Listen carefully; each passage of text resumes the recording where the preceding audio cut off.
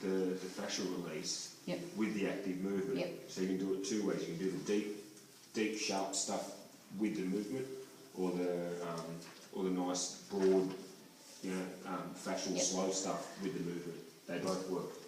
Plus, I can also do this. I can get his leg up here. I can come on the inside here, and I'm just going to say, Trent, I'm going to let your leg go. I want you to just hold your leg there for a moment, and then I'm going to slowly lower it down onto the bed. Okay, so he's going to now do the active movement while I just come up and do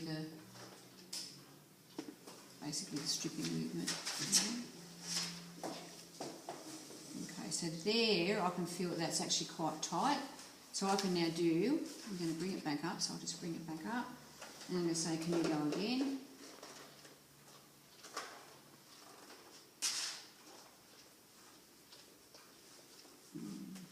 It's quite tight, isn't it? Alright. Another way I can do my fascial release is to actually cross my hands. Alright, so I would start here and wait for the tissue to do its job. And this is the reason why you don't have very much on at all. So what you do is you let your hands start to move. And I don't know if you can see, but my right arm is starting to move. You see how it's starting to slide? But I'm not doing anything. It's just that the tissue starts to take me with it.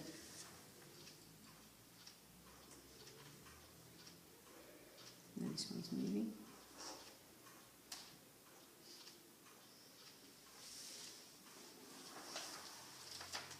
All good? Okay. The big thing when you're doing any fascial work is that you have to work really, really slowly. So when you first get onto the muscle for fascial work, don't just get onto the muscle and move. What you want to do is you want to sit and wait for the tissue to uptake your pressure rather than you trying to dictate the pressure. Okay, so you can still go deep anyway, but you need to let the muscle do the work for you. And it's so little work from me. Right. This is really nice on the back, doing the crossover on the back. You can also do it in the front where you're doing adductors into the psoas, where you actually cross your hands and you push up through the abdominals and down the quad muscles. Oh, yeah, On Wednesday, yeah.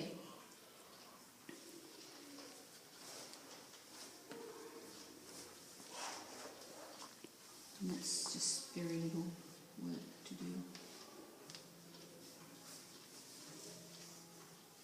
For some reason, fascial work is ridiculously relaxing. Put my phone over there on the bench. Or someone's on.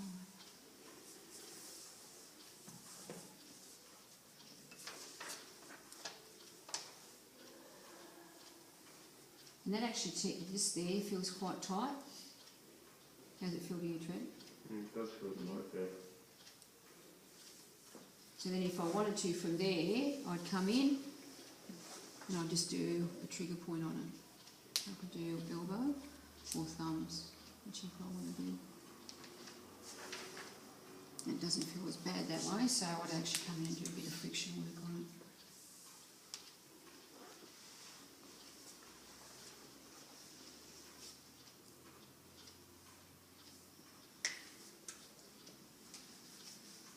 And that pretty much is everything that's on that sheet of paper.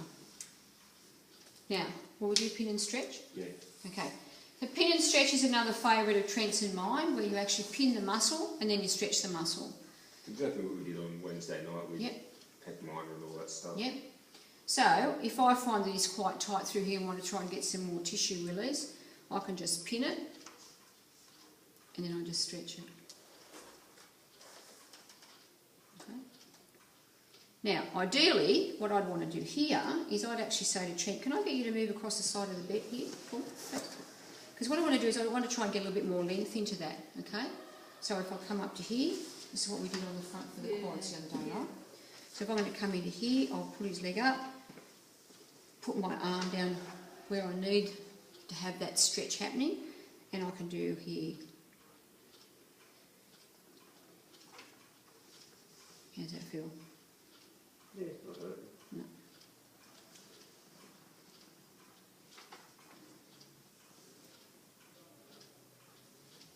And he's going to move his foot into it as well, so there. He's put his foot into it, so I've just got a little bit more length happening. Okay. And then if I wanted to P&F that, I'd have to roll him over to do that. So we're going to do is the stretching where we do the proprioceptive stretching, alright, which is a good thing to do at the end of your massage, alright. So if I take Trent, just roll him back towards me, please.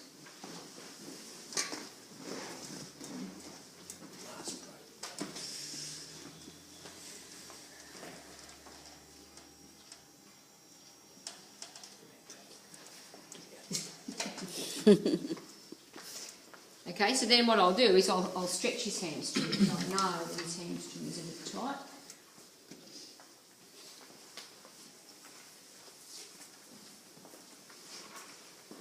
Okay, so a couple of ways we can do this. Can I get you to bend your knee for me, please? Thank you. I'll get you to just drop there. Okay, now, if I stretch that, can you feel the stretch in your hamstring? I can feel a bit of pull through there. You feel a bit of a pull, alright. So now, I'm going to come through and I'm going to take his leg and I'm going to pull it up. How's that feel? Yeah, You I can feel that.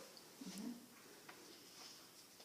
So, from that position there, right, because that's where I want his leg, can I get you just to gently push down on my shoulder? Using the hip or the knee? Knee. Yeah, downwards, yeah. And there you go. So what we do is we hold it for 6 seconds, getting to push down for 6 seconds on me, and then we come back and we take it back up again. Okay. And then we relax it, put it back on my shoulder, push down for me. Doesn't have to be a hard flex. Okay, and relax. They say about 5 pound of pressure, but you know, to sort of get that's about 20% of your strength. So how does that feel there? That's Got it? Good. a Okay. little bit more. A little bit more. Little push down. You're going to watch the hip on the other side? Yeah, but I'm not going anywhere. Yeah. Yeah, if they're lifted up and Yeah, twisted, if you they're take just- them yeah, on yes. their range to start with, yeah. And you'll feel that. You'll actually feel that whole body will work. Now you have a look at now. Look where I am now compared to was when I first started. And that stretch is about as strong as it was at the first position. So it releases really quick. So what I've done then is I'm actually stretching more through the hip. Now if I wanted to stretch more with the whole length of the muscle, I'd keep his legs straight and do it.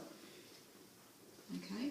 Now to do that, and I'll just show you, to do that, that's actually quite difficult because he's a lot stronger than me. Plus even with his bed as low as it'll go, it's actually quite difficult to actually get into a good position without bugging you. So what I would normally do is this. And I'd actually come up here, put my foot up. It's your table at your work, you can do whatever you like with it. And now, try to straighten your knee for me. And relax, and then we're going to go. Okay, try and straighten your leg for me.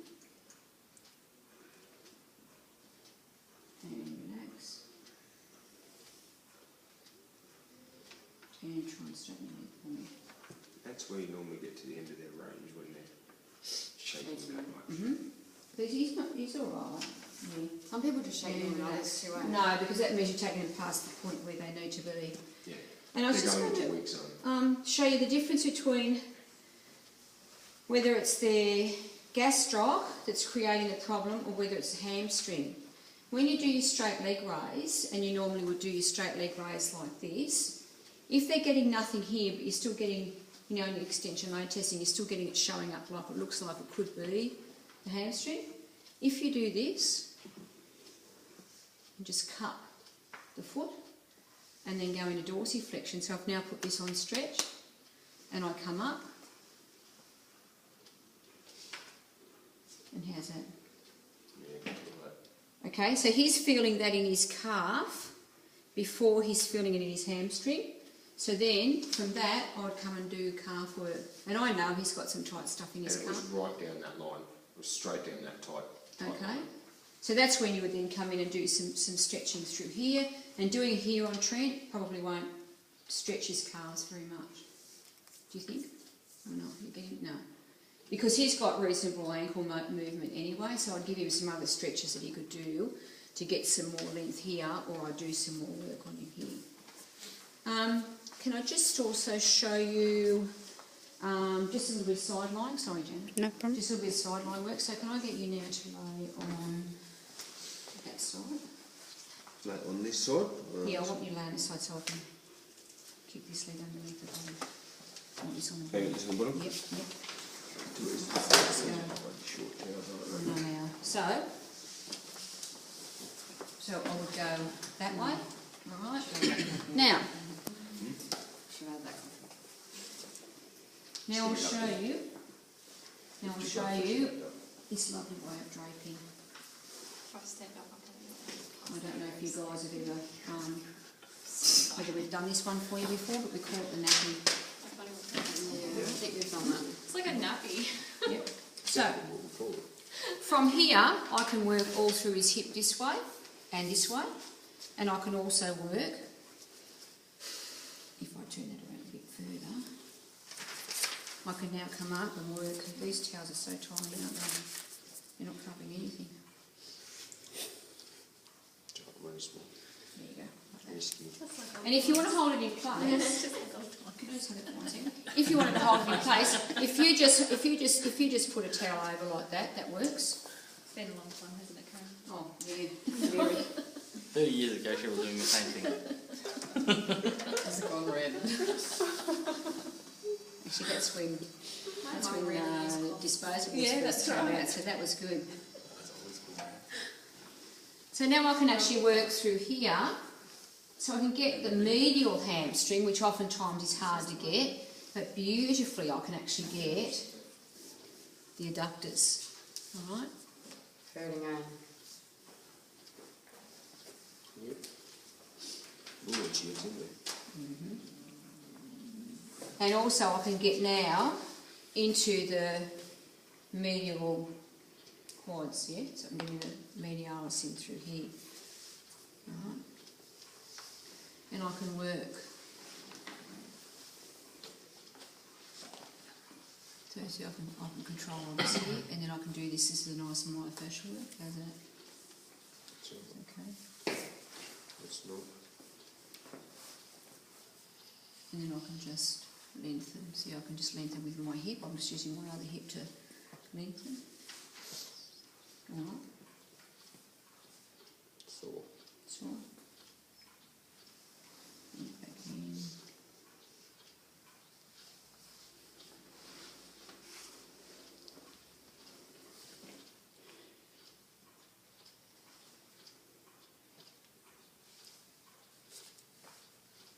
And the advantage of being in this position too is I can actually get right up into the ischial tuberosity without too much drama either. So if I want to come up here and do all my medial hamstring, but also get right up in the ischial tuberosity, I've actually got the access to doing that quite nicely, yeah? Okay.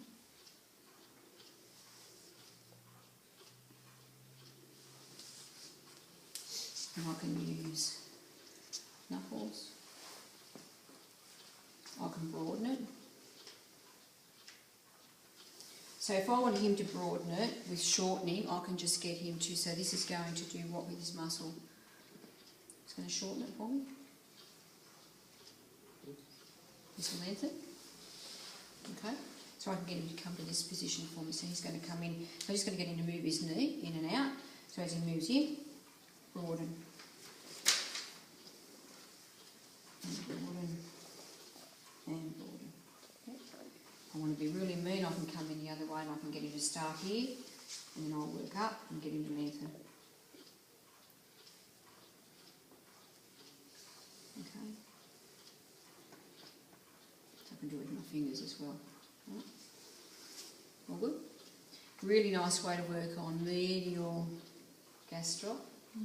Okay, because now I can actually get in this position here.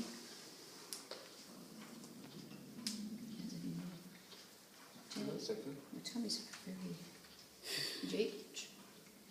Did you eat lunch? You didn't? Mm. Here we go. That's where that's tight. Okay, so you can just work in through the side of his... It's tight, isn't it? Yep. Mm. Look up, what do you expect? Mm. They're always tight.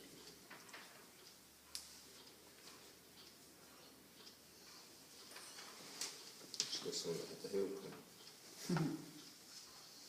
And then if I want to, I can go to the perennials here, can work my way round, go lateral twice, yeah, nice, and I can do some nice work up here in the glutes. So I can work the glutes, I can work the glutes in this position too. Yeah.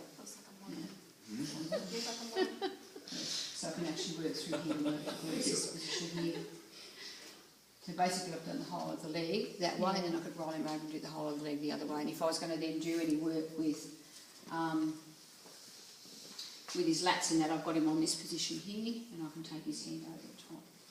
When you've got people side lying like this too, if they've got a real big dent here, you can actually do a rolled up towel or a little bowl stone. You can pop it here, and then I'll flatten them down, just like you do if you're laying prone and you've got the big lordosis happening. You prop them up flat. This one you can prop them up flat as well. It actually makes your work better. Lovely. So you guys can go and have a little play with all them now.